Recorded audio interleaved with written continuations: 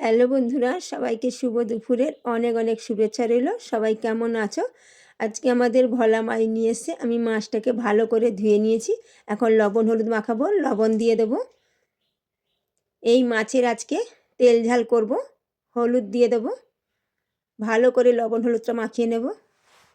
মাছে ভালোভাবে লবণ হলুদটা আমি মাখিয়ে নিয়েছি। এখন আমি কিন্তু 2 মিনিটের জন্য ঢাকা দিয়ে রেখে দেবো, কেননা মাছগুলো অনেকটা মোটা মোটা, তাহলে লবণটা ভালোভাবে মাছের ভেতরে ঢুকবে। এখন আমি রান্নাটা করব। আগে কিন্তু আমি মাছগুলো ভেজে নেব।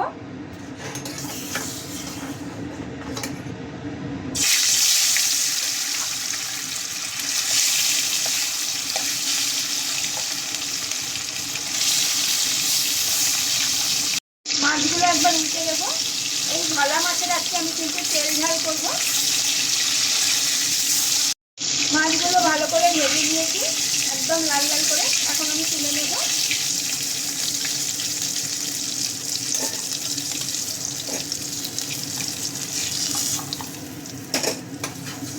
বাকি মাছগুলো ভেজে নেব।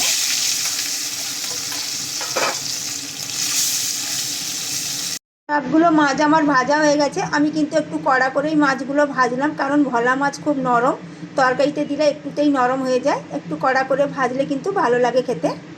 এই তেলের মধ্যে কালো জিরা ফোড়ন দেব, রসুন বাটা দিয়ে দেব, পেঁয়াজ আর আদা একসাথে বেটেছি দিয়ে দেবো,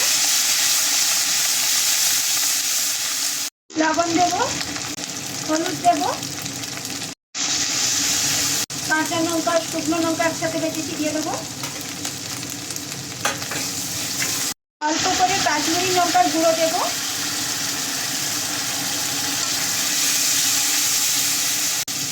একটা টমেটো পেস্ট করেছি দিয়ে দেবো,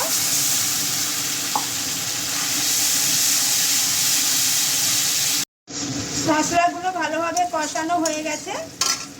অল্প করে জিরে আর সর্ষে আমি একসাথে বেটেছি, অল্প একটু জল দিয়ে গুলে নিয়েছি, ওইটা দিয়ে দেবো। সামান্য একটু চিনি দেব।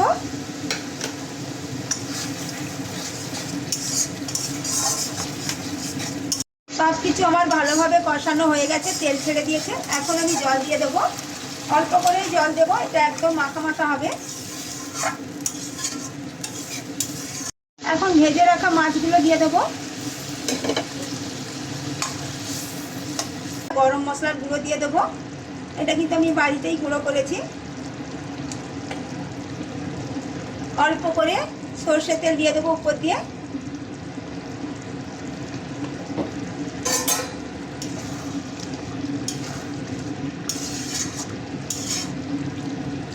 এখন আমি নামিয়ে নেব। ভোলা মাছের তেল ঝাল আমার একদম রেডি হয়ে গেছে বন্ধুরা। আমার রান্নাটা আপনাদের কেমন লাগলো? ভালো হলে প্লিজ লাইক কমেন্ট করো, পাশে থেকো। সবাই ভালো থাকুন। সবাইকে টাটা।